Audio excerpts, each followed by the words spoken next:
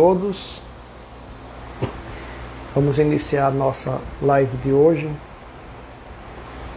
continuando a série de lives, a missa parte por parte.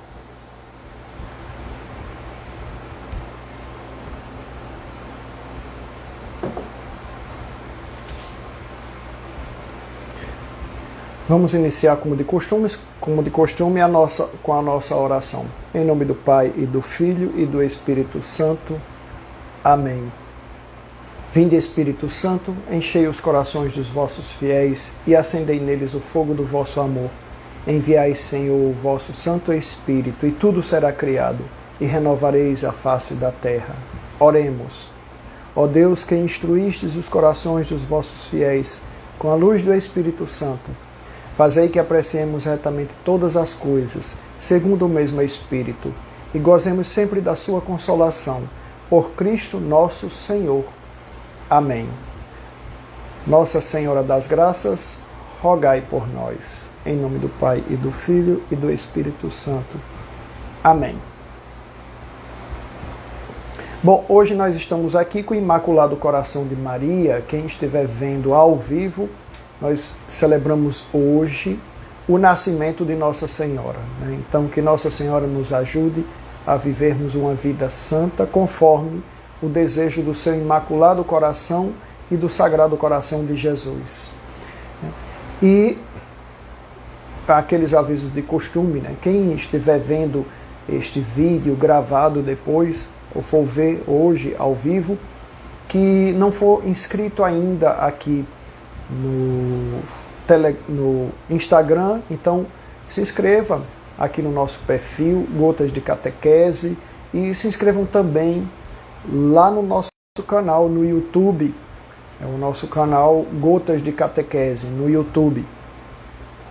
O canal Gotas de Catequese lá no YouTube tem outros cursos, né? Além da missa parte por parte, nós temos 6 lives comentando sobre São José, a vida de São José, o que os papas escreveram em documentos oficiais sobre São José, já que este ano de 2021 foi dedicado a São José.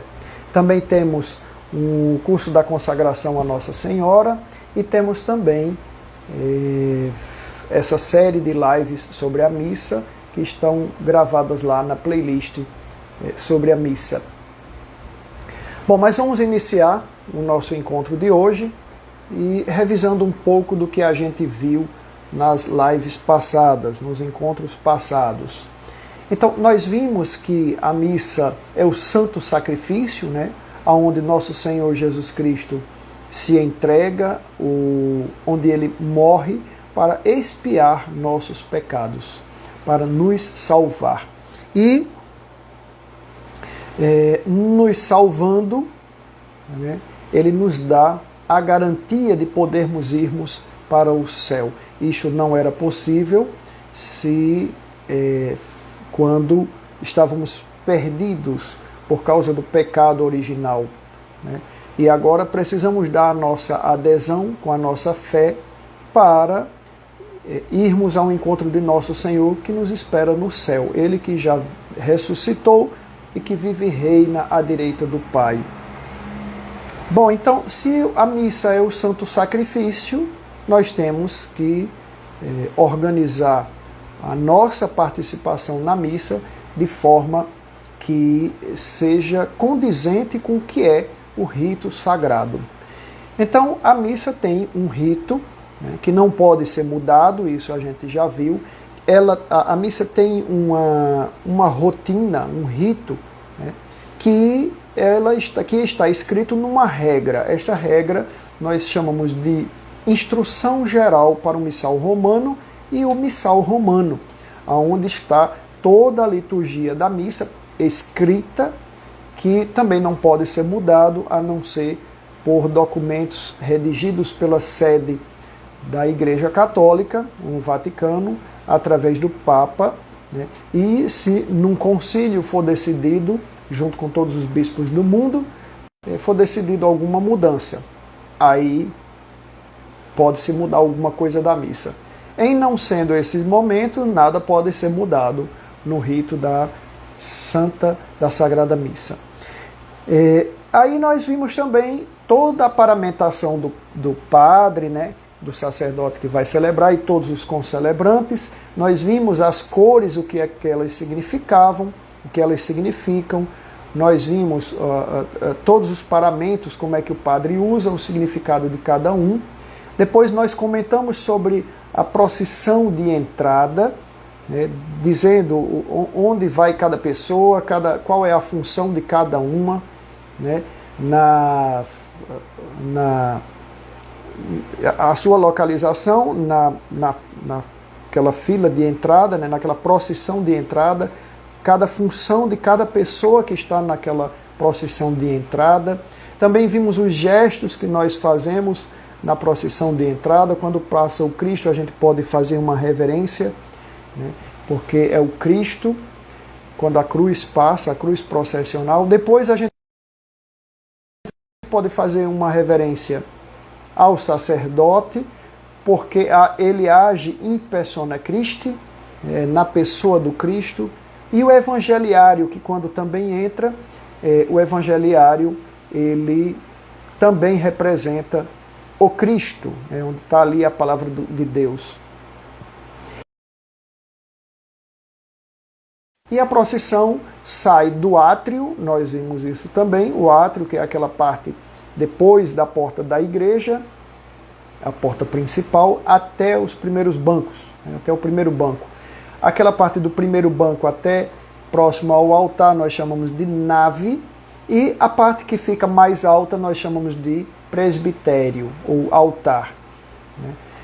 Lá no altar nós vimos que tem 3 posições em que a gente precisa prestar atenção durante a missa, que é a cadeira, onde o sacerdote, presidente da celebração, se senta, que nós vimos que quando é o bispo, quando é na catedral, nós chamamos de cátedra, que é a cadeira do bispo. De lá ele governa pastoralmente aquela região que lhe é confiada, que é chamada de diocese ou arquidiocese. E também nós vimos que tem o ambão, que é o local onde vai ser proferida a palavra de Deus, né? Ali o sacerdote ou o diácono, o bispo, o padre ou o diácono, eles agem em persona Cristo como o Cristo profeta. Quando ele está na cadeira ou na cátedra, a gente diz que ali, o padre que está celebrando, ele está agindo em persona Christi, mas na pessoa do Cristo Rei. E quando ele está no altar, que é o terceiro lugar no presbitério que a gente precisa prestar atenção na hora da missa, ele age, o sacerdote, o bispo ou o padre, agem em nome do Cristo, na pessoa do Cristo, e ali ele está fazendo as vezes do Cristo sacerdote, né? E ali é onde o Cristo se entrega para ser imolado, né? Bom, então esses 3 lugares nós vimos. Depois a gente viu também as posições que nós podemos fazer, para não estar repetindo tudo que o padre faz. Os fiéis têm os seus gestos próprios. Então, quais são os gestos próprios dos fiéis? A inclinação de cabeça, que a gente inclina a cabeça quando faz reverência a uma imagem, por exemplo, como a de Nossa Senhora, como a de São José. Quando a procissão de entrada passa, que a gente faz uma reverência, pode fazer uma reverência ou inclinação de cabeça. Essa inclinação é feita como que se a gente olhasse para os pés. Então, faz como inclinação de cabeça para estes momentos. Quando a gente está frente ou passando pelo altar, o altar que também representa o Cristo, né, aquela pedra angular, né, que os pedreiros rejeitaram, o altar do sacrifício, ou a mesa da Eucaristia, ele tem esse significado, também representa o Cristo. Nós fazemos uma inclinação profunda. O que é uma inclinação profunda? É como se tocássemos as palmas da mão no nosso joelho, essa distância, né? Então, é inclinação profunda. Quando a gente está diante do Santíssimo Sacramento ou do sacrário, com o Santíssimo lá dentro, guardado, né, que nós chamamos de reservas eucarísticas ou de Santíssimo, que são aquelas hóstias já consagradas, que são reservadas, são guardadas, não foram comungadas na missa, elas são guardadas no sacrário, ali está o corpo, sangue, alma e divindade de Nosso Senhor Jesus Cristo. Então a gente faz uma genuflexão. O que é a genuflexão? Colocar o joelho direito tocando no chão. Né? Toca no chão e a pessoa se levanta. Essa é a reverência que é feita, é o gesto que é feito quando a gente está diante de Jesus Eucarístico, ou do Sacrário ou do Santíssimo. Vimos também que na hora da missa nós temos 3 posições que a gente sempre está fazendo. Ou a gente está de pé, quando a gente está de pé, nós estamos na posição sacerdotal.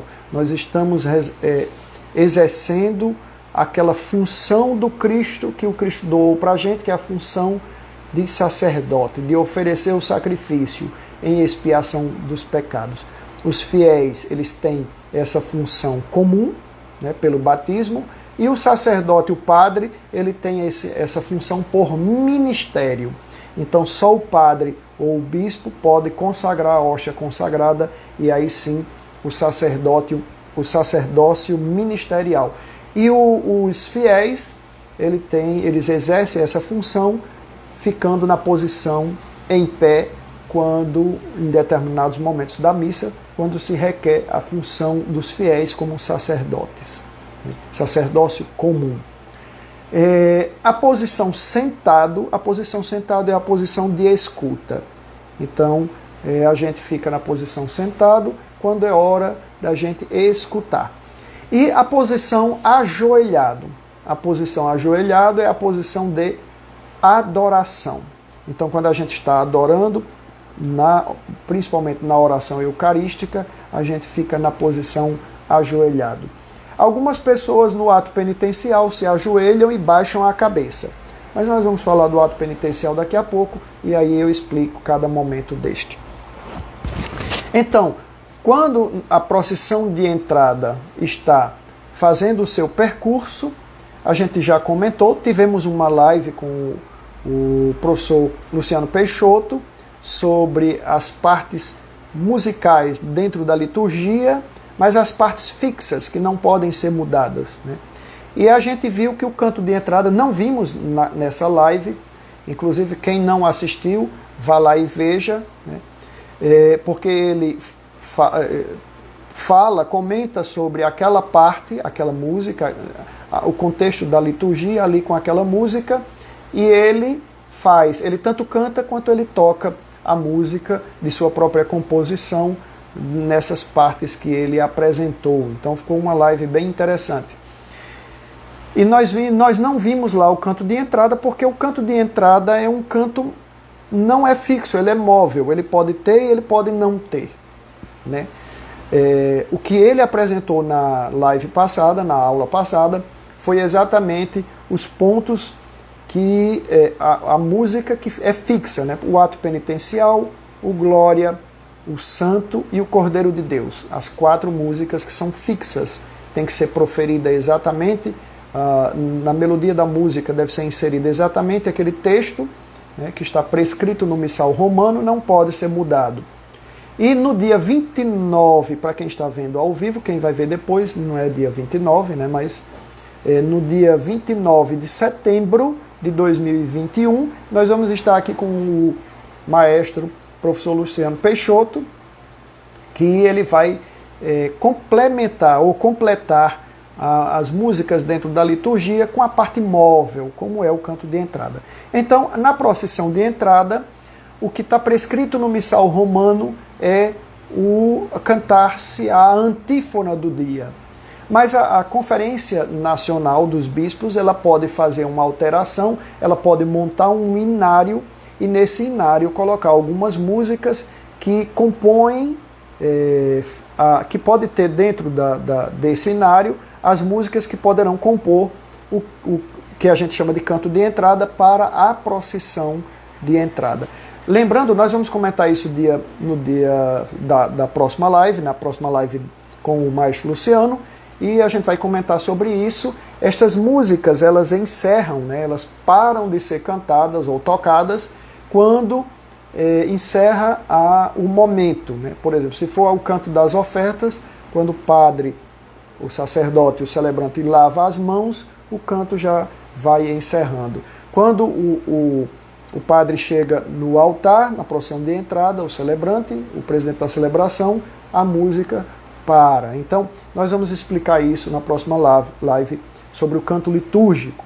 Mas nós vimos a procissão de entrada. E na procissão de entrada, à medida que o cortejo vai adentrando a igreja e se dirigindo ao altar, a música tocada, cantada, é o canto de entrada, mas primeiramente, a primeira opção é cantar a antífona do dia. Se não tem quem saiba ou tem um inário, é permitido se cantar uma música desde que esteja dentro do contexto da liturgia daquele dia. Tem que ser harmônico, não pode ser qualquer música, não pode ser um louvor qualquer que as pessoas gostam de chamar, né, de cantar e de chamar de louvor. Não, tem que ter estar dentro do contexto daquela celebração. Bom, o padre chegou até o altar. Eu comentei lá na live, que a gente comentou sobre a procissão de entrada, que quando tem sacrário no centro da igreja, né, na frente ali, logo, então todos fazem a genuflexão e arrodeiam o altar, sobe no presbitério, isso embaixo, né, faz a genuflexão, se tiver o sacrário, e faz a volta e vai se posicionar, cada qual no seu lugar, lá no presbitério. Também o padre.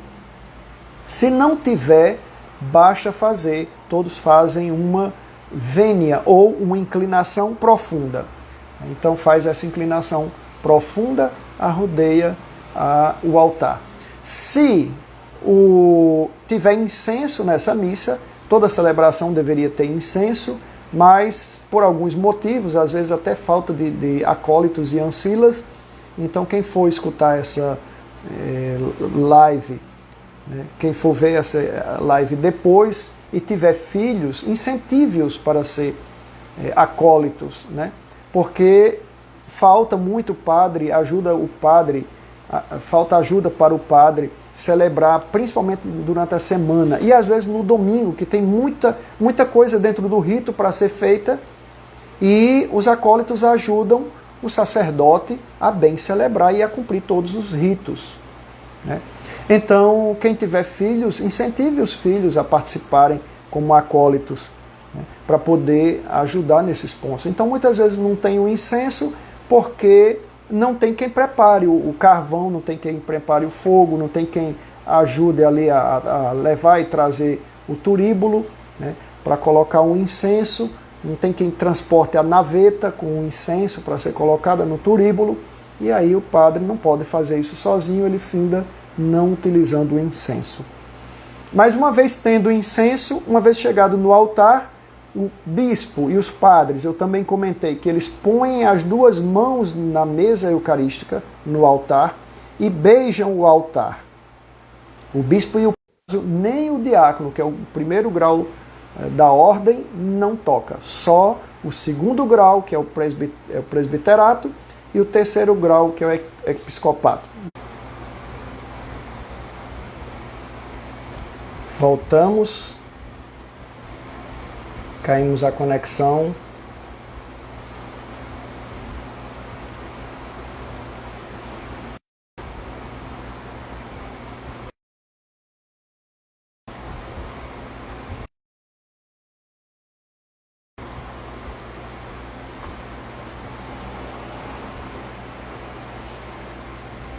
Voltamos.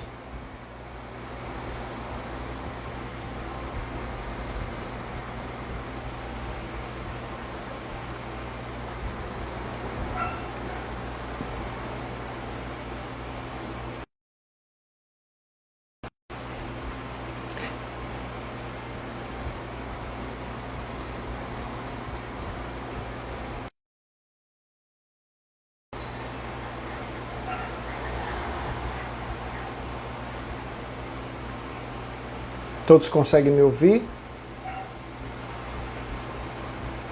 Bom, então nós estávamos... Deu um problema aqui na conexão, mas voltando. Então, se nem o diácono é para pegar, tocar no altar, os demais fiéis também não devem estar tocando o altar. Mas como é que vai fazer para colocar as velas, para colocar os paramentos, toalhas e etc.?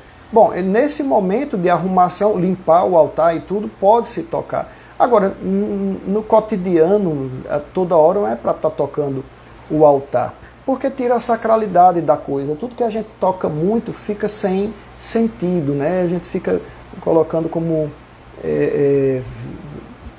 coisas à toa, né? Mexe muito, então tira-se a sacralidade. Por isso não deve se tocar no altar, nem está tocando no altar. E aí o padre faz a incensação, né? E faz a incensação do altar. Se estiver no período da Páscoa, então tem o círio, ele faz a incensação do círio também, e depois entrega o turíbulo para o acólito sai e ele se dirige à cadeira. Na cadeira, quando o padre chega na cadeira, então ele vai iniciar, para bem dizer, iniciar a celebração. Então a primeira coisa que ele faz é o sinal da cruz. Nesse momento o cântico já parou e ele faz o sinal da cruz. Como é que é feito o sinal da cruz? Com mão espalmada, em nome do Pai e do Filho e do Espírito Santo. Amém. Algumas pessoas me perguntaram por que é que eu faço ao contrário aqui no vídeo. No vídeo, a minha câmera frontal, ela inverte a imagem. Então, quando eu coloco do esquerdo para o direito, as pessoas estão vendo aí como que eu estivesse colocando no ombro direito aqui, mas na verdade aqui é o meu ombro esquerdo. Então, do esquerdo para o direito, é como a gente faz no rito latino. Nos ritos orientais existem outras formas de fazer, né? Existe outra forma de fazer, que é do lado direito para o esquerdo. Mas aqui no rito latino nós usamos a mão espalmada, né? Em nome do Pai e do Filho e do Espírito Santo. Amém. Então, uma coisa que a gente tem que aprender é o seguinte: não é em nome do Pai, em nome do Filho, em nome do Espírito Santo. A gente não usa mais a palavra nome, só usa uma vez. Por quê? Porque Deus é trino, mas Ele é único. E se eu estiver falando em nome do Pai, é uma pessoa, em nome do Filho seria uma outra, e em nome do Espírito Santo seria uma outra ainda. Então a gente teria aí a heresia do triteísmo, né? 3 deuses, e não são 3 deuses, é um Deus só em 3 pessoas, mas essas 3 pessoas é nas relações entre elas, né? Mas a substância é uma mesma, a substância de Deus, né? Por isso a gente reza consubstancial ao Pai, mas isso a gente vai ver lá no credo. Então, qual é a maneira correta? Em nome do Pai e do Filho e do Espírito Santo. É esta a forma correta. Mão espalmada. Por quê? São as 5 chagas de Cristo que a gente está ali lembrando naquele momento. Então, em nome do Pai e do Filho e do Espírito Santo. Amém. Também não é para fazer aqui, ó, já embaixo do queixo. Não. Em nome do Pai, lá na barriga, do Filho e do Espírito Santo. Uma grande cruz, né? Então o padre faz o sinal da cruz, junto com todo o povo, todos os fiéis, né, toda a assembleia, e ele faz uma introdução, uma saudação inicial, né?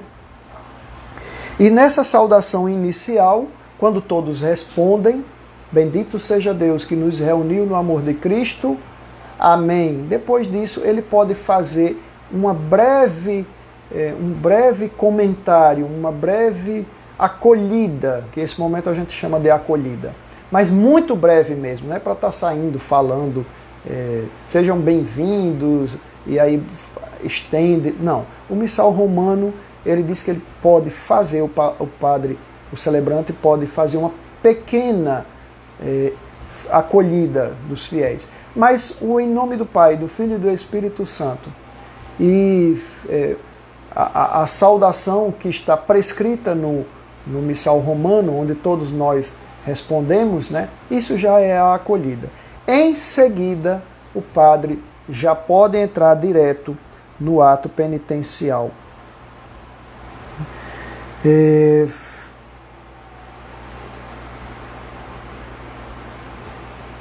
O ato penitencial, ele pode ser feito de algumas formas, mas o que representa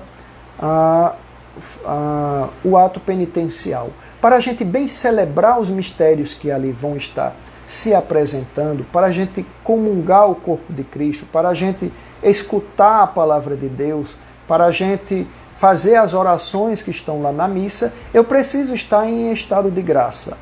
Como é que a gente fica em estado de graça? A gente fica em estado de graça quando a gente fez uma boa confissão.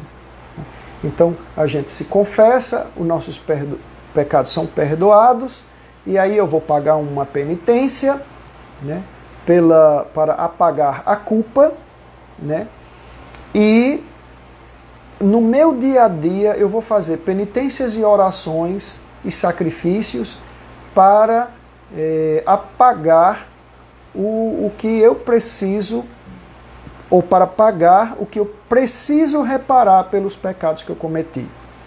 Então, eu fazendo isso, eu estou em estado de graça. Então, a confissão ela tem que ser uma confissão de contrição perfeita, o mais perfeita possível. Né? Então, na hora da confissão, a gente faz, né, entra na contrição. A contrição é o arrependimento sincero e o propósito sincero de não mais pecar, de não mais cometer aquele pecado. Bom, mas a gente volta a pecar. Né? No dia a dia, a gente peca diversas vezes. E nesse pecado das diversas vezes do dia, a gente tem que ter, se for pecado mortal, se a gente comete um pecado mortal, a gente precisa voltar à confissão antes de comungar na missa. Se os pecados não forem mortais, forem pecados veniais, então no momento do ato penitencial, estes pecados veniais eles vão ser perdoados, né, para que a gente esteja contrito, em contrição, para poder ouvir a palavra de Deus, né, o próprio Cristo que fala na pessoa do Padre, no Evangelho, e comungar o corpo de Cristo. Então, para esta contrição, para esta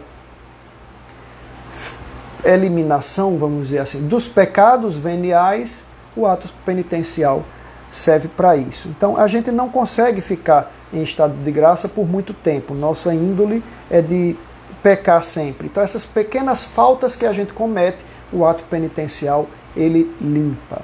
Agora, lembrando que esses pecados veniais, eles precisam, mesmo que a gente tenha sido perdoado no ato penitencial, se a gente não os elimina, se a gente não os conta na confissão, a gente volta a cometê-los com mais frequência.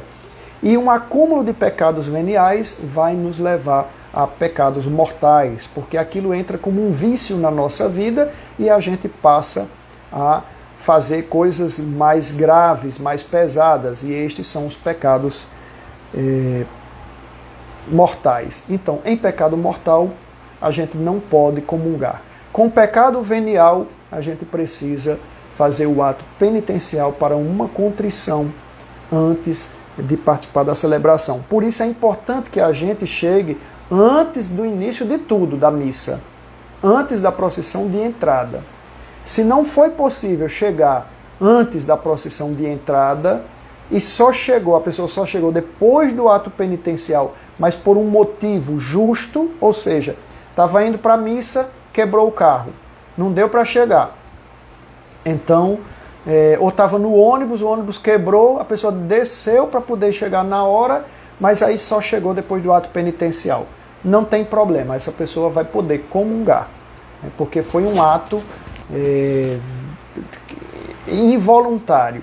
Agora, se a pessoa se atrasou porque estava, sei lá, dando maçada, como se diz aqui no Nordeste, né, demorou a ir tomar banho, a se preparar para ir para a missa, acordou tarde porque quis, né, e por algum motivo que não seja justo, então não deve comungar, porque se chegou depois do ato penitencial, porque a pessoa chegou de propósito atrasado na missa. Então aí o próprio chegar atrasado de propósito, por preguiça ou qualquer outra coisa que seja, já é pecado. Mas se a pessoa involuntariamente, por N coisas que aconteceram antes da pessoa chegar na missa, chegou depois do ato penitencial, essa pessoa pode comungar. Bom, então, precisamos fazer esse ato de reparação, que é o ato penitencial. Então, neste momento, devemos lembrar as nossas pequenas faltas e pedir perdão a Deus. Então, quando a gente vai proferindo aquelas palavras, se for no canto, a gente vai proferindo: Senhor, tem de piedade de nós, Cristo tem de piedade de nós, Senhor, tem de piedade de nós, lembrando dessas pequenas faltas que a gente cometeu, né? Que é para apagar, para essas faltas serem perdoadas, né? E como é que se faz o ato penitencial? O ato penitencial tem algumas fórmulas, né? A primeira fórmula que tem é o: confesso a Deus Todo-Poderoso e a vós, irmãos e irmãs, que pequei muitas vezes por pensamentos e palavras, por minha culpa, minha tão grande culpa. Quando a gente diz essa parte, a gente toca no peito. Por minha culpa, minha tão grande culpa. Hoje o catecismo já não ensina mais isso, né? Os catequistas, né? No catecismo para a primeira Eucaristia. E as pessoas esquecem de fazer isso. Na minha época, o catequista lembrava sempre isso: toque no seu peito na hora que você disser essa parte. E até hoje eu nunca esqueci. Então as pessoas já não tocam mais no peito quando diz essa parte. É um sinal, é um gesto. Esse gesto é pedido, não é que vai, se a pessoa não fizer, não vai ser perdoado. Não é isso. É porque o gesto, ele fala e ele reza. O gesto é rezar com a sua mente e sua boca. E o gesto complementa essa oração. Quando você gesticula, você insere no seu próprio entendimento a expressão daquilo que o gesto está simbolizando. Então, por minha culpa, minha tão grande culpa, e peço à Virgem Maria, aos anjos e santos, e por aí vai. Esta é a primeira fórmula. Essas fórmulas, na hora do ato penitencial, quando o padre convida para o ato penitencial, ele faz a introdução. Quem desejar pode se ajoelhar, porque no rito antigo esse momento era feito de joelhos, né? É a hora do arrependimento, é a hora da contrição. Então a pessoa precisa se humilhar. Como é que a pessoa se humilhar? Como é que a pessoa se humilha? Se rebaixando. Então como é que a gente faz esse momento de humilhação para nós? Tem que ser uma humilhação sincera, na mente, nas palavras que vamos proferir, no gesto. Então se baixa a cabeça todo o momento do ato penitencial. Se você é um devoto fiel, se você é uma pessoa piedosa, você neste momento baixa a cabeça, se curvando diante do Deus, porque você pecou, você é um miserável e você vai recorrer a Deus para Ele, misericordioso do que Ele é, ter pena de você, compaixão e perdoar os seus pecados. Não porque você mereça, é porque os méritos do perdão dos pecados é pela morte do Cristo, né? Então, pelos méritos de Jesus Cristo, você pede que Deus, misericordioso que seja, tenha pena e compaixão de você e perdoe os seus pecados. Então, a pessoa fica de cabeça baixa na hora do ato penitencial, porque é o gesto mais adequado. Ou de joelhos, né? Seria o ideal, mas algumas pessoas não podem e em determinados locais nem gostam que as pessoas se ajoelhem no ato penitencial. Bom, essa é a primeira fórmula, eu confesso a Deus. A segunda fórmula é menos comum, onde o presidente da celebração diz: tende compaixão de nós, Senhor. E o povo responde, né? Porque somos pecadores. Depois, o presidente da celebração, o padre ou o bispo, diz: manifestai, Senhor, a vossa misericórdia. E os fiéis respondem: e dai-nos a vossa salvação. Então essa é uma fórmula menos comum, mas é a segunda fórmula que está prevista no Missal Romano. Uma terceira fórmula que existe, essa inclusive a gente conhece pela música, né? Senhor que vieste salvar os corações arrependidos, tende piedade de nós. E o povo responde, Senhor, tende piedade de nós. Cristo que vieste chamar os pecadores, tende piedade de nós. E a Assembleia responde, Cristo tende piedade de nós. Depois até o Senhor tende piedade de nós. Lembrando que depois do confesso a Deus Todo-Poderoso, se tiver um coro, ele é chamado a cantar o Kyrie, que pode ser, também esse momento pode ser cantado em grego, né? O Kyrie, Kyrie eleison, Christe eleison, Kyrie eleison, depois do Confissio, né? Que é o confesso a Deus Todo-Poderoso. Depois da segunda fórmula também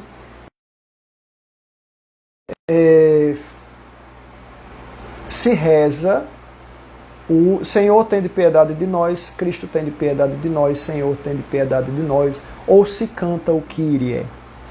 A quarta fórmula que tem, ela pode ser feita antes do Senhor tende piedade de nós, e a gente chama de asperges, né? Onde o sacerdote faz uma oração antes do ato penitencial e sai com o aspersório, aspergindo o povo com água benta. Então ele faz a bênção da água, às vezes ele abençoa o sal, coloca na água, isso está previsto no missal romano, tem toda uma oração, e depois que ele abençoa, ele pega a água e faz um sinal da cruz na sua cabeça e sai fazendo a aspersão sobre o povo com água benta. Em seguida, ele faz a fórmula do ato penitencial, ou se canta o Kyrie. Então, depois de cada fórmula dessa, veja que são várias fórmulas que tem. Então, está tudo no missal. O padre escolhe uma e faz. Ou seja, não precisa inventar a roda, já está tudo lá. Não precisa o padre dizer, agora venham aqui para frente aqueles que estão necessitando da cura, não sei de que, no ato penitencial para perdoar seus pecados e etc. Não tem, isso não precisa, né? Já tem tudo suficiente lá no missal. Então, depois disso, depois do ato penitencial, quando se reza o Kyrie, é importante a gente ver o seguinte, de onde é que vem o Kyrie eleison? Então,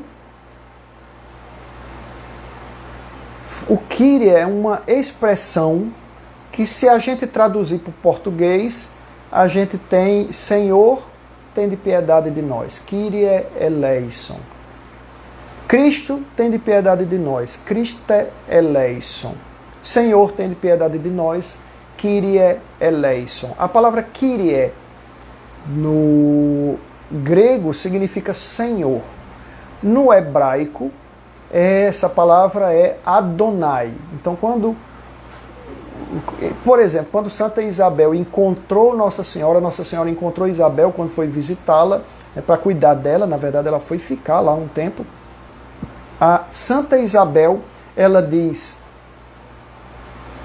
de onde me vem a graça, né? Que a mãe do meu Adonai, como Lucas está escrito em grego, está escrito assim, a mãe do meu Kyrios, ou seja, a mãe do meu Senhor. Quem é que era Senhor? Quem era que era Kyrios?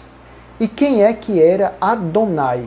Que Isabel profere, né? Santa Isabel profere. Adonai é Deus. Jesus Cristo não tinha nascido. Jesus Cristo estava no ventre de Maria. Então, quando Isabel professa isso, ela está profetizando Maria Theotokos, Maria, mãe de Deus. Theotokos, mãe de Deus. Né? Então, quando Isabel diz isso, ela já está na Bíblia dizendo que Maria é a mãe de Deus, que estava no ventre dela, Jesus Cristo, segunda pessoa da Santíssima Trindade. Então, Isabel diz, de onde vem que a mãe do meu Kyrios me vem visitar, né? A mãe do meu Adonai me vem visitar, ou seja, a mãe do meu Senhor, que o Senhor, naquela época, o judeu entendia que existia, Deus era uno, e único, né? Eles não tinham entendimento da Santíssima Trindade. Apesar de algumas coisas já aparecerem, para os judeus só tinha um Deus, né? E esse Deus, a gente também, mas ele não se manifestava em 3 pessoas. Isso foi sendo compreendido ao longo do tempo. Mas para Isabel, ela já dizia a mãe do meu Senhor, a mãe do meu Deus. Ou seja, ali na Bíblia, quando diz assim, mas não tem dizendo na Bíblia que Maria é mãe de Deus. Está aí a prova, né? Mas a gente está aqui no ato penitencial. E no ato penitencial é o Kyrie eleison. Então significa Senhor, tem de piedade de nós. Lembrando que o pedido de perdão é feito a Cristo, que é a misericórdia de Deus, né? Por isso que a gente diz, Senhor, tem de piedade de nós, se dirigindo a Deus. Cristo tem de piedade de nós, que é Jesus, é o centro, veja. E depois, Senhor, tem de piedade de nós, que é a terceira pessoa da Santíssima Trindade, Trino, Pai, Filho e Espírito Santo. Mas a centralidade, a misericórdia vem através de nosso Senhor Jesus Cristo, porque Ele é a misericórdia de Deus, Ele que veio nos salvar. O ato penitencial, ele é sempre coletivo. Ou seja, a gente não diz assim, Senhor, tem de piedade de mim. Cristo tem de piedade de mim. Senhor, tem de piedade de mim. Não. O ato penitencial, ele é no coletivo. Senhor, tem de piedade de nós. Então toda a Assembleia reza junto e diz nós, né? Ele é coletivo. Após o ato penitencial, se canta o hino de louvor. Mas aqui eu vou trazer uma curiosidade para vocês. Por que, de onde veio o Kyrie eleison? Os romanos, quando eles iam para as batalhas e venciam grandes batalhas, aquele general, que era o senhor daquele exército, ele quando entrava em Roma, ele era ovacionado pelas pessoas com o Kyrie eleison, né? Em grego, né? Kyrie eleison, ou seja, Senhor, tem de piedade de nós. Por que eles diziam isso? Porque aquele general era tão poderoso, que ele conseguiu conquistar o que ele foi, a batalha que ele foi tentar vencer. E ele, por ter vencido a batalha, todos o aclamavam como muito poderoso, né? Então, uma pessoa tão poderosa assim tinha que ter misericórdia dos outros, porque senão até os outros ele iria conquistar. Então, as pessoas ovacionavam, era uma forma também de louvor, de louvar aquele general que conseguiu aquele grande feito. Para Nosso Senhor, dentro da celebração, quando a gente reza o Kyrie, a gente, de certa forma, está saindo do ato penitencial, né, pedindo misericórdia a Deus, perdão dos pecados, e já adentrando no louvor de Deus, né, o Senhor Todo-Poderoso. Então, a transição que se faz do perdão dos pecados para o louvor é exatamente esse Kyrie, que apesar de ser uma oração de pedir perdão, de penitência, o ato penitencial, mas é também a Deus uma oração de louvor, dizendo que Ele é que é o Todo-Poderoso, e se Ele não tiver misericórdia de nós, até nós sucumbiremos por causa de tão imensa glória que Ele tem, né? Então já é uma introdução ao hino de louvor. Bom, nós vamos ficar por aqui hoje, né? E na próxima live nós vamos iniciar a próxima live com o hino de louvor, ou o glória, como a gente chama vulgarmente de glória. Então, se vocês tiverem alguma dúvida, essa aula vai ficar aqui no Instagram. Nós vamos colocar também lá no canal do YouTube, o Gotas de Catequese. Quem não se inscreveu ainda lá, se inscreva e coloquem aí nos comentários a dúvida que vocês tiverem, né? Ou lá no YouTube, coloquem lá nos comentários as dúvidas que vocês tiverem, que oportunamente eu estarei explicando, né? E se for alguma coisa que eu não saiba, eu vou buscar quem sabe, e aí a gente coloca da melhor forma possível e do mais claro entendimento